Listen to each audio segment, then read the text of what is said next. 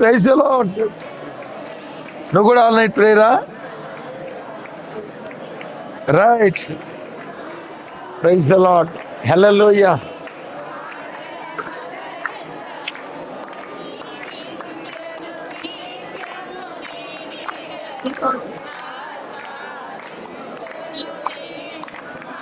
ఎట్లా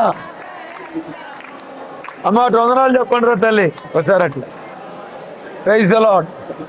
అందరికి వందనాలు తల్లి. థ్యాంక్ యూ మా. థ్యాంక్ యూ చేసుకోండి అయ్యా. అందరికీ ప్రైజ్ ద లార్డ్. అట్లాగే మోకరించండి. వందనాలు చెప్పండి. అటు అటు అటు అటు అందరు వందనాలు చెప్పండి. Praise the lord. రే వందనాలు చెప్పరచనా. వందనాలు ఎట్లా అటు చూడాలరా. వందనాలు. Praise the lord. సర్వాధికారియు నిరంతర స్తోత్రార్హుడు యేసుక్రీస్తు వారి ప్రశస్త నామంలో ఉదయకాలపు వర్తమానాల కొరకు ఎదురు చూస్తున్న మీ అందరికీ మా శుభాభివందనాలు తెలియచేస్తూ ఉన్నాను. క్రీస్తునందు మాకు అత్యంత ప్రియమైన దైవ జనాంగమా, ఎలా ఉన్నారు? మీ క్షేమం కొరకు ప్రార్థన చేస్తూ ఉన్నాం. మీరు మన కుటుంబాలు ఎప్పటికీ ఎన్నటికీ క్షేమంగానే ఉంటాం. కారణం, మనం ఆరాధించే దేవుడు మన క్షేమాధారుడైన దేవుడు. ఆ దేవుడు నీకు క్షేమం ఇవ్వకపోతే ఇంకెవరికి క్షేమం ఇస్తాడు? ఆలోచించు. నీవు ఎప్పటికీ క్షేమంగానే ఉంటావు.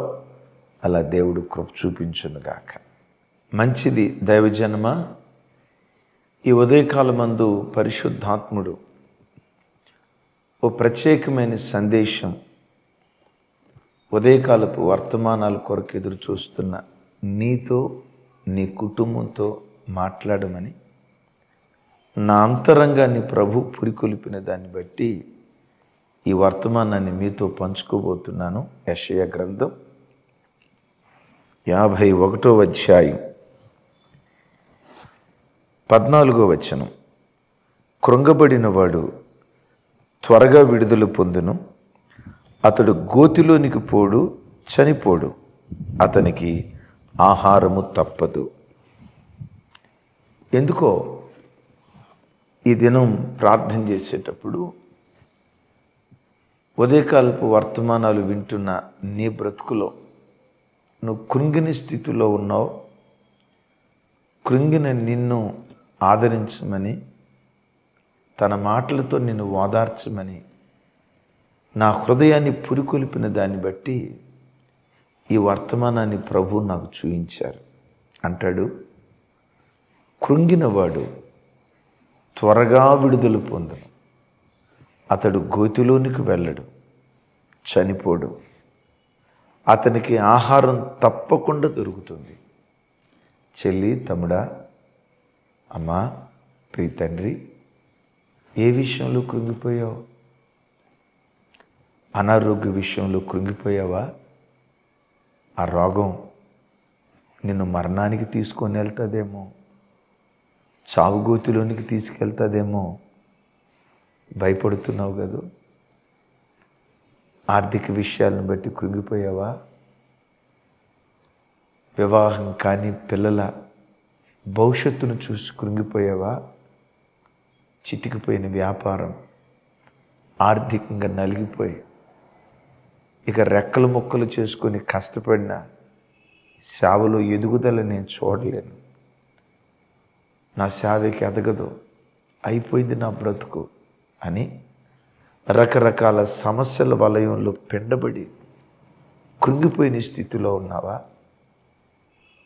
నన్ను కృంగదీసిన ఈ పరిస్థితులు నన్ను మరణానికి తీసుకొని వెళ్తాయేమో, చావుగోతికి తీసుకొని వెళ్తాయేమో అని పూర్తిగా కృంగిన స్థితిలో ఈ ఉదయకాలం వాక్యం వింటున్నావు కదూ. నీతో ప్రభు చెప్పమని చెప్తున్న మాట, త్వరలో నీకు విడుదల కలగబోతుంది. యేసు నామం పేరిట త్వరలో కృంగిన ప్రతి పరిస్థితి నుండి, బంధించబడిన ప్రతి బంధకం నుండి యేసు నామములో నీకు త్వరలో దేవుడు విడుదల దయచేయబోతూ ఉన్నాడు అంటాడు ఇక్కడ. ఎస్, కృంగిన వానికి త్వరలో విడుదల కలగబోతుంది. కృంగినవాడు ఎట్లా విడుదల పొందుతాడు? మీరు అనొచ్చు, కృంగిన నేను త్వరలో విడుదల పొందుతానని మీరు ఎలా చెప్తారన్నా? కీర్తనలో భక్తుడైన దావీదు 145 కీర్తనలో ఒక చక్కటి మాట అంటాడు. చూడండి, 145 కీర్తన 14 వచ్చారను. యెహోవా పడిపోయిన వారందరినీ ఉద్ధరించువాడు, కృంగిపోయిన వారిని అందరినీ లేవనెత్తువాడు. ఎవరట? కృంగిపోయిన వారందరినీ లేవనెత్తువాడు. కొందరిని కాదు సుమి, వాక్యం అంటుంది అందరినీ. కృంగిపోయిన వారందరినీ లేవనెత్తువాడు వాక్యం అంటుంది. తమ్ముడు, చెల్లి, ఏ విషయంలో కృంగిపోయావు? ఏ విషయంలో కృంగిన స్థితిలో ఈ ఉదయకాలం గుండె లోతులో నుంచి దుఃఖంతో ఏడుస్తూ ఈ వాక్యం వింటున్నావు? నమ్ముతావా? ఈ ఉదయకాలం ముందు లేవనెత్తే దేవుని హస్తం నిన్ను తాకబోతూ ఉంది.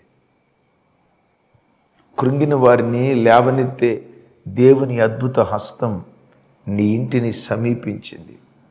ఎక్కడ కూర్చొని వాక్యం వింటున్నావో దేవుని చేతి స్పర్శ అనుభవించు. ఈ గడియలో దేవుని హస్తం యేసు నామం పేరిట నిన్ను తాకునుగాక. ఆ హస్తం నిన్ను తాకి ఏ స్థితిలో కృంగిపోయావో కృంగిన నిన్ను ఈ గడియలోనే నా దేవుడు లేవనెత్తునుగాక. మీరు అనొచ్చు, అన్నా దేవుడు నన్ను ఎలా లేవనెత్తుతాడు? ఆయన లేవనెత్తాలంటే నేనేం చేయాలి? అసలు ఎందుకు నా బ్రతుకులో నేను కృంగిపోకూడదు? విలువైన వాక్యం మీతో పంచుకుంటాను. సమూయేలు మొదటి గ్రంథం, సమూయేలు మొదటి గ్రంథం 17వ అధ్యాయం 32వ వచనం నేను చదువుతాను. ఈ ఫిలిష్తీని బట్టి ఎవని మనస్సును కృంగ నిమిత్తము లేదు. మీ దాసుడైన నేను వానితో పోట్లాడుదునని దావీదు సౌలుతో అనగా 40 రోజుల నుంచి గొలియాతును చూసి యావత్ ఇశ్రాయేలు దేశం కృంగిపోతుంది. తమ్ముడు, చెల్లి, కొన్ని రోజుల నుంచి ఏదో ఒక సమస్యతో నువ్వు కృంగిపోతున్నావు కదా. కుమిలి ఒక్కదానివే ఒంటరిగా పిచ్చోడు ఏడుస్తున్నట్లు ఏడుస్తున్నావు కదా. ఓ అన్నా, భార్యను చూసి ఏడుస్తున్నావా? అనారోగ్యానికి గురైందని. ఓ తండ్రి, ఓ తల్లి, వయసు పెరిగి వివాహం కాలేదని, ఒకవేళ నా కుమార్తె మూడుగా మిగిలిపోద్దేమోనని కూతుర్ని చూసి ఏడుస్తున్నావా? కృంగిపోయావా? 40 రోజుల నుంచి ఆ ఫిలిష్తీయుడిని చూసి ఇజ్రాయేలీలందరూ కృంగిపోయారు. ఆ కృంగిన స్థితిలో దావీదు వచ్చి అంటాడు, ఈ ఫిలిష్తీయుని బట్టి ఎవరి హృదయము కృంగ నిమిత్తము లేదు, కృంగిపోవద్దు దావీదు అంటున్నాడు. దావీదు అనే పేరుకున్న అర్థం ఏంటో తెలుసా? యెహోవాకు ప్రియుడు. ఆ యెహోవాకు ప్రియుడు ఎవరో తెలుసా? నీ ఆరాధ్య దైవం ప్రభు అయిన యేసు క్రీస్తు వారు. ఈ స్థలములో దావీదు పరమదావీదుగా పిలువబడుతున్న యేసుక్రీస్తు వారికి ముంగుర్తుగా ఉన్నాడు. ఇజ్రాయేలీలందరితో, రాజుతో ఆ కాలంలో దావీదు మాట్లాడినట్లుగా తమ్ముడు, చెల్లి, లైవ్ చూస్తున్న ప్రతి కుటుంబంతో నా దేవుడు ఈ ఉదయకాలం మాట్లాడుతున్నాడు. కృంగిపోవద్దు. ఆ సమస్యలను చూసి కృంగిపోవద్దు. ఆ సమస్యలను చూసి తల్లడిల్లొద్దు. ఈ సమస్యలు నన్ను ముంచేస్తాయేమో అన్నట్లుగా మీరు కలవరపడొద్దు. దైవజనమా, ఎందుకు మనం కృంగిపోకూడదో 2 మాటలు చెప్తాను. నంబర్ 1, సామెతల గ్రంథం 24వ అధ్యాయం 10వ వచనంలో రాయబడిన మాట, శ్రమ దినమున నీవు కృంగిన యొడల చేతగాని వాడవవుదువు అంటాడు. తమ్ముడు, చెల్లి, కృంగిపోకు. లే, బలం తెచ్చుకో. లే, ధైర్యం తెచ్చుకో. ఇక అయిపోయింది నా పని, సర్వం కోల్పోయాను అని అనుకోకు. నీ దేవుడు శూన్యములో నుండి మరలా సమృద్ధిని కలుగు చేయగలిగిన వాడు. అది రేపు ఆదివారం ఫస్ట్ సెషన్లో ఒక చక్కటి వర్తమానం మీరు వినబోతున్నారు. తప్పకుండా ఈ వర్తమానం మీరు వినండి. శ్రమ దినాన నువ్వు కృంగిపోతే చేతగాని వాడివైపోతావు. కృంగిపోకు. ఎవరు కృంగిపోవాలి? దేవుడు లేని ప్రజలు కృంగిపోవాలి. ఎవరు కృంగిపోవాలి? నిజదేవుణ్ణి ఆరాధించకుండా దైవము కాని వాటిని ఆరాధించే వాళ్ళు కృంగిపోవాలి. నీ దేవుడెవరు? రోషం కలిగిన దేవుడు. నీ దేవుడెవరు? చిత్ర విచిత్రాలు జరిగించగలిగిన వాడు. నీ దేవుడెవరు? కృంగిన నిన్ను లేవనెత్తగలిగిన వాడు. నీ దేవుడెవరు? సర్వశక్తి కలిగిన వాడు. నీ దేవుడెవరు? పరాక్రమ కార్యాలు చేయగలిగిన వాడు కదా? అవును. అంత గొప్ప దేవుడు నీకుండగా కృంగిపోకు. చేతగాని వాడిగా మారిపోతావు. రెండవది, కృంగుదల ఏం చేస్తుందో తెలుసా? సామెతల గ్రంథంలో భయాన్ని గొలిపేటువంటి మాట. 6వ అధ్యాయం 14వ వచనం. కృంగిపోయిన వాడు సర్వశక్తుడగు దేవుని యందు భయభక్తులు మానుకొనినను స్నేహితుడు వానికి దయచూపదగును. విన్నారా? కృంగిపోయిన వాడు సర్వశక్తుడగు దేవుని యందు భయభక్తులు మానుకొనినను. ఎంత భయంకరమైన మాట చూడండి ఇక్కడ. కృంగుదల సర్వశక్తుడగు దేవుని పట్ల భయభక్తులు మానుకునేటట్లు చేస్తుందట. నిజమే. కృంగిపోయావనుకో, ఎంత ప్రార్థన చేసినా దేవుడు ఏమిచ్చాడు? ఉపవాసం ఉన్నాగా, నా పిల్లల కొరకు చిన్నతనం నుంచి ప్రార్థన చేసేగా, నేను గర్భం ధరించిన నాటి నుండి నా పిల్లల కొరకు రోధించాగా, నాకేం జవాబు వచ్చింది? కృంగిపోయిన పరిస్థితే కదా. ఇంకెందుకు ప్రార్థన చేయాలి? ఇంకెందుకు మందిరానికి వెళ్ళాలి? ఇంకెందుకు ఉపవాసం ఉండాలి? అరే, ప్రార్థన చేసినా నా బ్రతికెట్లా ఉంది. ఆ భక్తిహీనుడు చూడు, ప్రార్థన చేయకపోయినా ఎంత సంతోషంగా ఉన్నాడు. దేవుడని కడుపు చెప్పుకొని ఉపవాసం ఉండి మడిగట్టుకొని జీవిస్తే నాకు వచ్చిన ప్రతిఫలం ఏంటి అని కృంగుదల దేవుని పట్ల భయభక్తులు మానుకునేటట్టు చేస్తుందట. ఇక్కడ ఈ మాట చూడండి. అయితే ఏ దేవుని పట్ల వీడు భయభక్తులు మానుకున్నాడు? సర్వశక్తి కలిగిన దేవుని పట్ల భయభక్తులు. అసలు ఆ మాట చూడండి. నీ దేవుడెవరు? సర్వశక్తి కలిగిన వాడు. ఎస్, ఈ సర్వశక్తి కలిగిన పరమ దావీదు అంటున్నాడు, మీరు పోట్లాడాల్సిన పని లేదు, వానితో నేను పోట్లాడతా. ఆమేన్. చెప్దాం. ఈ ఉదయకాలం వాక్యం వింటున్న తమ్ముడా, చెల్లి, ఒక శుభవార్త. నేను కృంగదీసిన ఆ ఫిలిస్తీన్ లాంటి సమస్యలు ఏవైనా, ఏది నీ బ్రతుకులో ఫిలిస్తీయుడు? రోగమా? ఏది నీ జీవితంలో గొలియాతు? ఆర్థిక సమస్యల?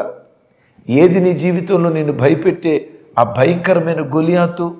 పిల్లల నిరుద్యోగ స్థితే? ఏది నిన్ను కృంగదీస్తుంది? ఈరోజు పరమదావీదు నీతో అంటున్నాడు, నేను వాడితో పోరాడతా. యేసు నామం పేరిట నీవు అనుభవిస్తున్న సమస్యలతో ఈ దినమే దేవుడు విశ్వసించు.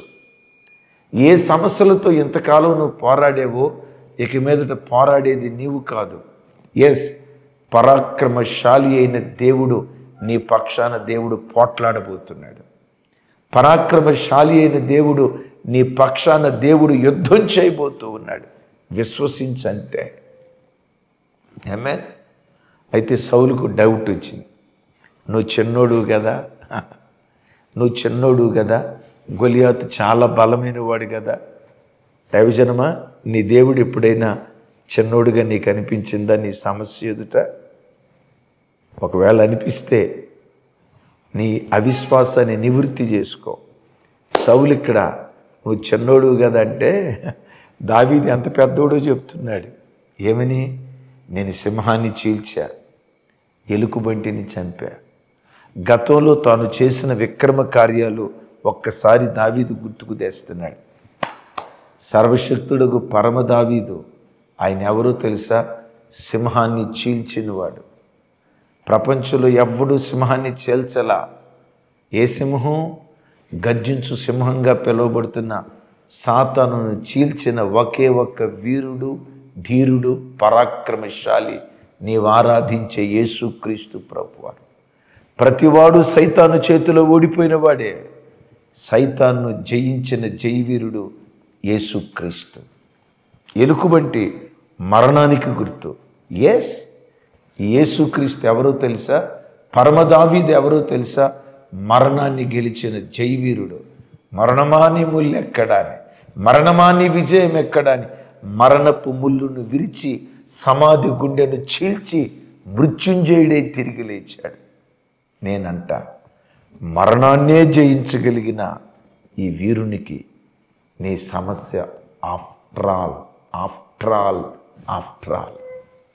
సాతానునే ఓడించిన ఈ గొప్ప దేవునికి నీ రోగం, నీ బలహీనత, నీ రుగ్మత, నీవు అనుభవిస్తున్న కన్నీటి సమస్య నీ దేవునికి స్వల్పం. నీకు కొండంతేమో సమస్య, నీ దేవునికి గోరంత. ఏమేనను విశ్వసించవునను. అందుకని నేనంతా ఇక నువ్వు పోటాడాల్సిన పని లేదు. నీ పక్షాన దేవుడు పోరాడబోతున్నాడు. కృంగిన నీకు త్వరలో యేసు నామం పేరిట త్వరలో విడుదల కలగబోతూ ఉంది.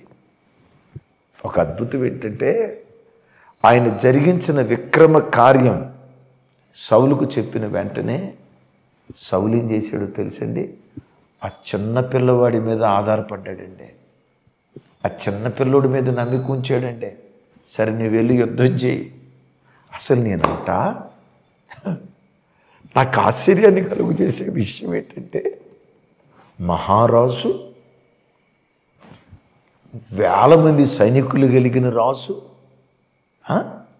యోధులు కలిగిన రాజు ఇప్పుడు ఎవరి మీద నమ్మకం ఉంచాడు? దావీదు మీద నమ్మకం, ఆ చిన్నోడి మీద నమ్మకం ఉంచాడు. తమ్ముడు, పరమ దావీదుగా పిలువబడుతున్న యేసు ప్రభు మీదే నువ్వు నమ్మికుంచితే అద్భుతాలు చూస్తావు. నిజమే. మనం కొన్ని సందర్భాల్లో మనుషులు నమ్మినంతగా, డాక్టర్లను నమ్మినంతగా, వ్యక్తులను నమ్మినంతగా దేవుణ్ణి నమ్మలేకపోతాం. విమానం ఎక్కుతాం, ఆ డ్రైవర్ సరిగ్గా డ్రైవ్ చేస్తాడో లేదో తెలియదు, అయినా నమ్మకం ఉంచి ఫ్లైట్ ఎక్కుతాం కదా. ఆ ట్రైన్ డ్రైవర్ సరిగ్గా పట్టాల మీద నడిపిస్తాడో పక్కేం నడిపిస్తాడో తెలియదు, కానీ నమ్మికుంచి ట్రైన్ ఎక్కుతాం. ఆ బస్ డ్రైవర్ నిష్ణాతుడో కాదో తెలియదు, ఆ ఆటో డ్రైవర్కి సరిగ్గా డ్రైవింగ్ వచ్చో లేదో తెలియదు. గమనించండి, గుడ్డిగా నమ్మి ఎక్కుతాం. తీసుకుని వెళ్తాడు కదా. ఒకవేళ ఆ డ్రైవర్లు ఎక్కడైనా బోల్తా పడతారేమో నాకు తెలియదు, కానీ ఆ డ్రైవర్లు డ్రైవ్ చేస్తే ఎక్కడైనా యాక్సిడెంట్ అయిద్దేమో తెలియదు, కానీ ఈ పరమ దావీదు డ్రైవింగ్ సీట్లో కూర్చున్నాడు. నిశ్చింతగా దేవుని మీద అనుకో. నాకు ఆశ్చర్యాన్ని కలిపే గొప్ప విషయం ఏంటంటే, ఎంత గొప్ప రాజు చిన్నపిల్లోడు దావీదు మీద ఎంత నమ్మకం ఉంచాడు. ఆ రాజు నమ్మకాన్ని దావీదు వమ్ము చేయలే. తమ్ముడు, చెల్లి, పరమ దావీదుగా పిలువబడుతున్న యేసు ప్రభు మీద నువ్వు నమ్మకం ఉంచు. ఆయన మీద నమ్మకం ఉంచు. ఎస్, నా దేవుడు నా పక్షాన పోట్లాడబోతున్నాడు, నా దేవుడు నా పక్షాన యుద్ధం చేయబోతున్నాడు. సర్వశక్తుడకు దేవునికి నా సమస్య స్వల్పమని ఆయన మీద నువ్వు అనుకో. దావీదు సౌలు యొక్క నమ్మకాన్ని గెలిపించినట్లుగా నీ నమ్మకాన్ని కూడా నా దేవుడు గెలిపించునుగాక. కృంగిన నీకు త్వరలో నా దేవుడు విడుదల దయచేయునుగాక. విశ్వసించు, ఈరోజు విడుదల దినంగా దేవుడు చేయబోతున్నాడు. అయితే నేనంట, సౌలు దావీదు మీద ఆనుకున్నట్లుగా యేసయ్య మీద ఆనుకో. వాక్యంలో రాయబడిన మాట మీరు ఎరుగుదురు కదా, ఎవని మనస్సు నీ మీద ఆనుకొనునో. ఎరుగుదురు కదా, ఎవని మనస్సు నీ మీద ఆనుకొనునో వానిని పూర్ణ శాంతి గలవానిగా నువ్వు కాపాడుదు. సౌలులో ఉన్న గొప్పతనం ఏంటంటే దావీదు మీద పూర్తిగా ఆనుకున్నాడు. నేనంట ఒకవేళ దావీదు ఓడిపోతే సౌలు ఓడిపోయినట్టే, దేశం ఓడిపోయినట్టే.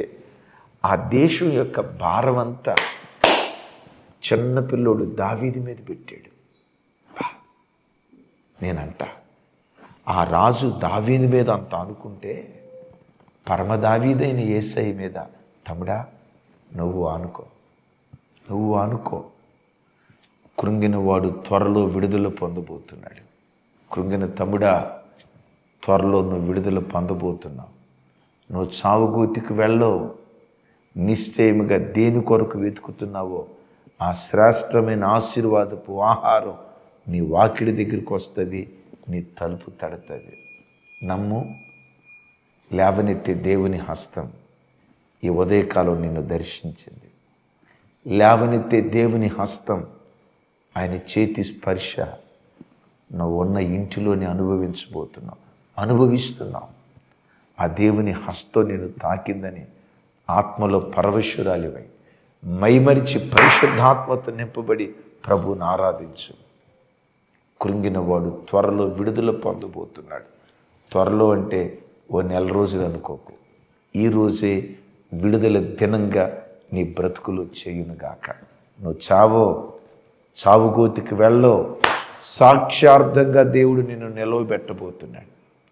ఎన్ని శ్రమలు నిన్ను కృంగదీస్తున్నా సాక్షిగా నిలవబెట్టబోతున్నాడు. ఈరోజు విన్న వాక్యం ఒకనొక రోజు నువ్వు సాక్ష్యం చెప్పబోతున్నావు. ఆ దేవుడు నన్ను లేవనెత్తాడు, పరమ దావీదుగా నా జీవితంలో యుద్ధం చేశాడు. ఆ సాక్ష్యం యేసు నామం పేరిట దేవుడు నీ నోటుంచునుగాక. ప్రార్థన చేస్తాను. కళ్ళు మూసుకొనండి. దేవుని చేతి స్పర్శ మిమ్మల్ని తాకబోతుంది. తండ్రి, కృంగిన స్థితిలో నా పిల్లలు ఉన్నారు. ఎవరు ఏ స్థితిలో కృంగి ఉన్నారో అద్భుత హస్తం చాపుదురుగాక. యేసు నామం పేరిట అద్భుత హస్తం చాపుదురుగాక. కృంగిన స్థితిలో నుండి ఒక్కొక్క బిడ్డను నజరేయుడైన యేసు నామం పేరిట మీరు లేవనెత్తుదురుగాక. ప్రతి బిడ్డ ఇది విడుదల దినంగా విశ్వసించిన ప్రతి బిడ్డ జీవితంలో ఈ అద్భుతాన్ని చేయుదురుగాక. చావుగోతికి నీ బిడ్డలను అప్పగించరయ్యా. ఆశీర్వాదపు ఆహారం ప్రతి బిడ్డకు మీరిచ్చి సాక్షి బిడ్డలుగా మీరు నిలిపినందుకు స్తోత్రాలు. ఏ స్థితిలో కృంగిపోయారో, ఏ విషయంలో కృంగిపోయారో ఆ విషయంలో మీరు లేవనెత్తినందుకు కృతజ్ఞతలు తెలియచేస్తూ యేసు నామం పేరిట ప్రార్థించి పొంది ఉన్నాం తండ్రి. తండ్రి అయిన దేవుని ప్రేమ, కుమారుడైన యేసుక్రీస్తు వారి దివ్య కృప, పరిశుద్ధాత్మ దేవుని సహవాసం మనకు సకల పరిశుద్ధులకు సదా తోడయుండి నడిపించునుగాక. ఆమేన్. ఆమేన్. Thank you.